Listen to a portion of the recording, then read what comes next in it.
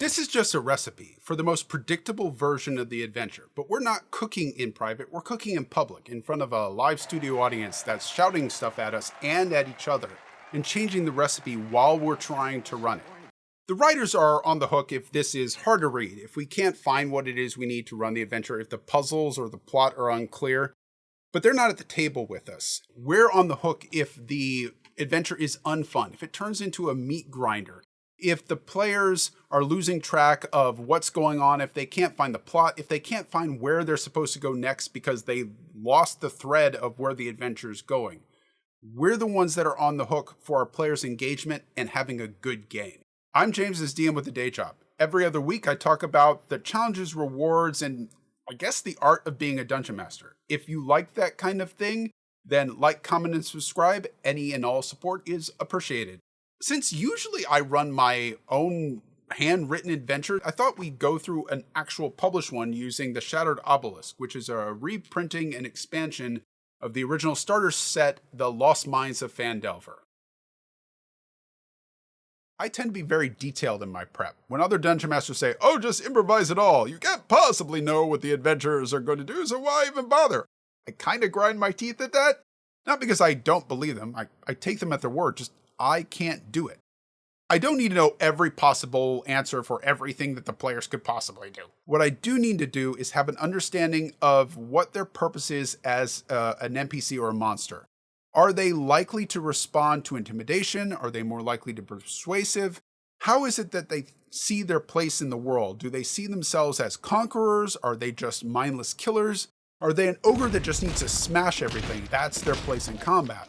Or are they something that is going to be sneaky and try to outthink the players and really needs everything I can throw at them tactically, like a lich or like a succubus? That way, when the players do go off rails, when they do decide that they're going to bargain with a Sararak, I can go, cool, I know what a Sararak wants and what quest he might be willing to give, and go, oh, well, if you go kill Vecna and steal his claw, cool, we're good. It also really helps with memory. Writing things down helps to clench it in your brain so that when you do have to improvise, narrate, and entertain, you can often do so without referring to your notes because you took them. Take, for example, the first junction inside Cragmaw Hideout, the supposed first dungeon of this adventure. Inside that junction, players are probably going to make a perception check, and I know without looking at my notes that to the north, there is a rope bridge with a goblin on it, and that goblin requires a perception check 15 for the players to even notice that they're there. To the west, there's this climb challenge of some scree that has crumbled down a collapsed cave. And on the first tier up, there is a snake there that's poisonous, and the players may not perceive it, and if they go up, they are probably surprised, and they're going to get bitten by a poisonous snake. To the east, there are a bunch of wolves. I believe there's 3 wolves, and they're tied up to a stalactite. And if those wolves can see the players, they're going to try to break their chains. And that starts with a strength check from the wolves for a DC 15 and then a DC 10. But if the players get out of line of sight, the wolves stop, or they can try to feed the wolves to get them to shut up so that Clark doesn't hear them coming. Referring to the notes or the book is probably going to happen. You can't possibly know everything the players are going to do, of course. And at some point, a player is going to do something so outlandish that you could not possibly have perceived it. At that moment, sure, refer back to the book or notes if it's really that important and you can't make it up. And often that kind of, I stumped the DM can be very entertaining for the players. They like that sense because often we have all the answers and we have a lot of the power at the table. That is a kind of catharsis that the less often it happens, the more rewarding it is for players. Prepping an adventure is about ironing out all the kinks, figuring out what's going on in here and making it ours. What do you think is going on in here? What about these traps? Are they good? Should they stay? Do you have a rogue in the party? What about this combat? Is it going to hit our adventurers like a freight train, or is it a little watered down and could do with some spice? Spice. It's in everything here. When I prep one of these, I'm looking for anywhere I need to cut, trim, combine, or clarify something. What is it that I think is going to be fun for my players? Is there anywhere that something is really unclear? To me, it's going to be unclear to the players when I try to run it. Is there anywhere where they can go through 5 rooms and nothing happens? No treasure, no monsters, no traps, no nothing. Cut that, combine it, do what you got to do to make it that pacing arc that will entertain people and keep them engaged. The adventure starts on the road from Neverwinter to Phandalin with a cartload of supplies for Gundren Rockseeker, and we're going to get paid for those supplies once we get to Phandalin. And that's where I hit my first roadblock. It is not entirely uncommon for a player to look at that situation and go, we've got a cartload of supplies and we're going to get paid 10 gold for delivery. What if we just take all these supplies, return to Neverwinter, and sell them all and go do Waterdeep Dragon heists instead? No! No! It's happened to me. It's happened to Dungeon Master friends of mine, and I'm fairly sure that I did it to my Dungeon Master when I was a teenager. It just seems like an optimal thing to do, to take these supplies when you're not being watched and just sell them, because in that era I was a murder hobo. Everyone does it in their time. And I solved that and another problem by adding a new NPC, Gulmir Rockseeker. I make him a cousin of the Rockseekers. He's just sitting there at the front of the cart with whoever's driving it, and his purpose is twofold. Number one, to discourage them from running off with supplies. I don't want to stop them, but that at least causes the players to all have a discussion about it, and usually I can count on at least half the group going, no, we'd have to kill this person that's here, and I don't really want to do that. Let's get to town first, and then we can discuss whether we're going to knock them out and take the supplies or something. And that gets them to town and gets them the adventure. The other purpose of Gulmir is it's to die. On that road from Neverwinter to Phandalin, there's an ambush with 4 goblins against 4 players, presumably 1 goblin for every player if you have 5 or 6. No joke, the first time I ran this, I took 1 goblin, and the very first roll was an attack against a wizard. Why? Because the goblins know what a wizard is. They don't know that they're level 1. They don't know that they can't cast Fireball. They just know unarmed character is spellcaster. We know what wizards are and sorcerers and warlocks. Kill that thing in the robe first. So I had a goblin attack them, and I rolled a natural 20. And then I proceeded to roll maximum damage in front of the player. They saw the 16 damage hit them, and that is instant death for a wizard. There's no death saves, there's no nothing, they didn't get to roll, they didn't even get to talk, it just gone. Character done, go re-roll 1. And then the next roll was a crit against the cleric. It was a total party kill from a group of 4 goblins. And as unlikely as this adventure says that is, I don't really want to risk it. We can talk about whether you should fudge dice rolls or use a DM screen, but it doesn't matter. The point is the players didn't have fun, and I need some way to fix that. And so Gulmir enters the picture, because I can trust that they'll hit Gulmir. Why? Because Gulmir's a commoner. Gulmir's unarmored.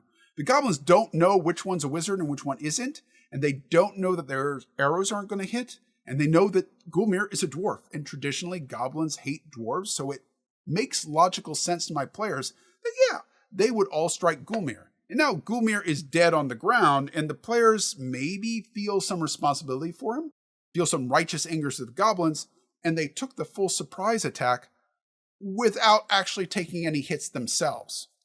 You might instead want the goblins to attack horses.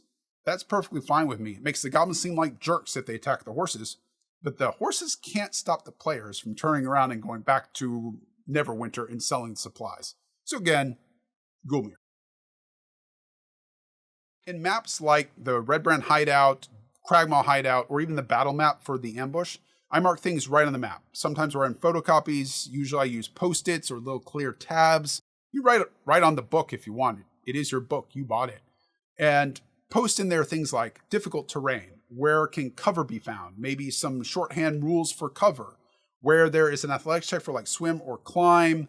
Where position is, so I know, like, for instance, on the ambush, the goblins are 25 feet away. Because, well, it's an ambush. They got to be in the tree cover. And they're 10 feet apart to maximize distance between them, but not so far apart that someone wouldn't take attacks of opportunity if they were going through them. Things like that. I put things in there like perception checks or stealth checks for any of the NPCs to use or to be bypassed. Anything that is going to help me not have to refer to blocks of text when I'm running it. That stuff's useful. That's how I get the notes. I also make notes about major NPCs and their motivations. In Cragmaw Hideout, that is Yemek, Urk, Clarg, and Sildar.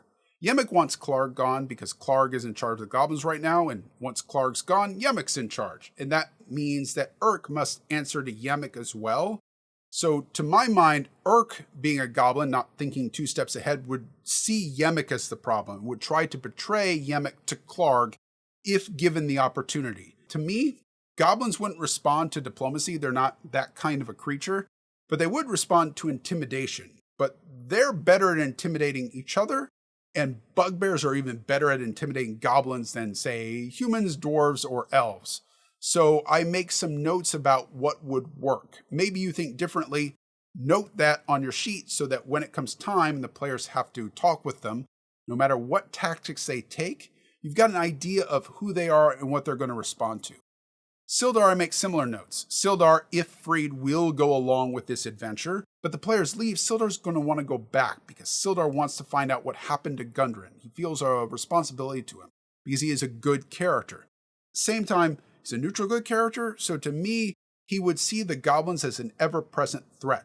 Players aren't going to deal with them. Sildar will want to go deal with them. He'll want to go make sure the goblins, yeah, they're intelligent, sapient creatures, but they're vicious, cruel, malicious, intelligent, sapient creatures.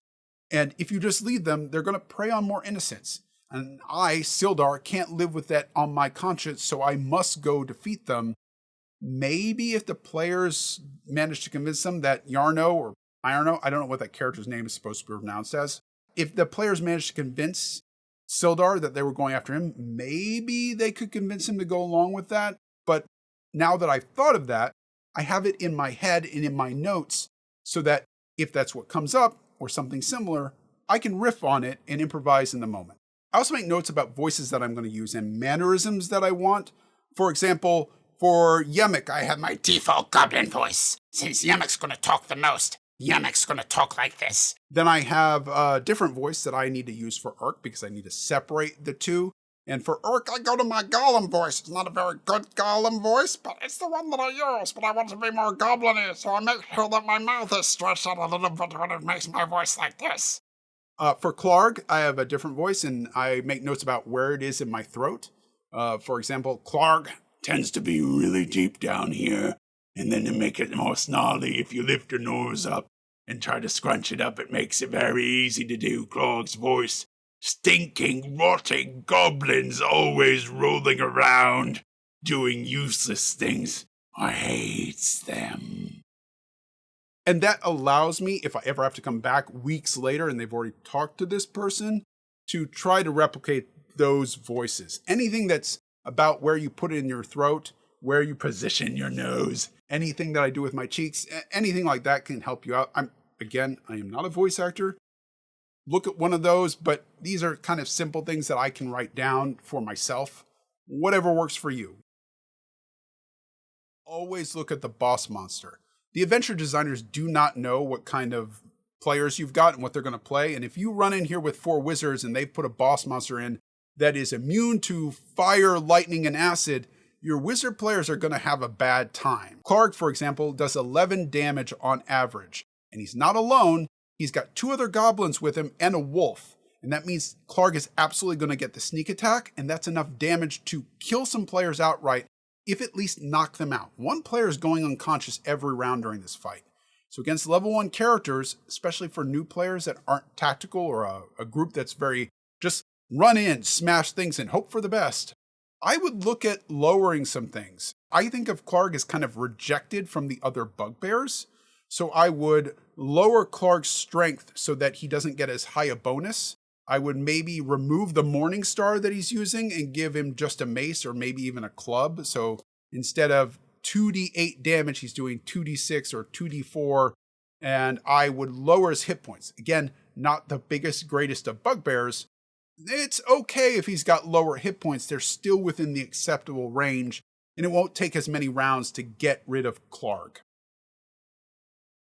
I prepare Phandalin and Red Brand Hideout the same way that I prepared the dungeon. For the dungeon, it's marking down where everybody is, difficulty checks, stealth checks, all that kind of same stuff. And then for the town, I'm marking down what quest hooks they have, mannerisms and voices for the NPCs, services that they provide. There's a lady from the Lion Shield Coaster, and that she will only provide armor and weapons if she thinks the players are not a threat to them. I write down that in my case, I'm going to have the red brands introduced to the players as soon as they get to town. Wherever they go first, that's where the red brands are. They're shaking someone down. They're going to ask for a toll from the players for protecting the roads. Players are going to object to. That sets off a fight. The red brands are going to try to escape, and that leads them to Tressendar Manor and to that quest hook because I want it as an option. So Kragmaw Hideout again. Anything that I want to do for any of these factions, like if two NPCs don't like each other, I want to write that down. I want to write down places where they can meet important people and say, this is who runs the tavern, so that when they get to the tavern, and inevitably ask me who runs the tavern. Again, I don't have to refer to the book. It's right there on the map. I write down distances often because I care about that. When a player inevitably goes, I'm going to go to the blacksmith, but I'm going to go over here and talk to this inn, and this player gets into a fight, and this player over here decides, no, I can get there. I can go, okay, it's going to take you 5 rounds to get there, so that I have that prepared, because it always comes up. They always split up, and that's fine. I just got to know how long it takes to get back into the action. I also like to prepare a few NPCs that I can use as companion characters, especially if I have 3 or 2 adventurers. Sildar is obviously an option. I can use him as like a fighter. Or I can use Darren here, Darren Endermath, I think is his name. I can use him as like a rogue replacement if the players don't have one. I can use Sister Garael if they need a healer. Just someone that can kind of fill in gaps if the players chose an adventuring group that doesn't have everything covered. This is where my prep ends, because that's enough to fill 2, maybe 3 weeks of adventure. The players are going to talk to each other and try to negotiate what adventure they're going to go on, what tactics they're going to use for fighting Clark or whatever boss is in our particular adventure. And it isn't like I can plan everything out anyway. I don't know what they're going to do. They could try to take over the red brands and work with Halia, the Zentarum agent in town, in which case I got to throw out everything I would have prepped in advance of this anyway. So what was the point? Remember, you're not trying to prep to run exactly the adventure as they have written it here. You're setting up all the stage dressing and all the bit characters before our heroes arrive on stage, and then everything's thrown out the window because players are going to do what players are going to do. Until next time, Dungeon Master, remember, you're a player too. Try to have some fun. Yarno, whatever this guy's name is. Iano, Tav.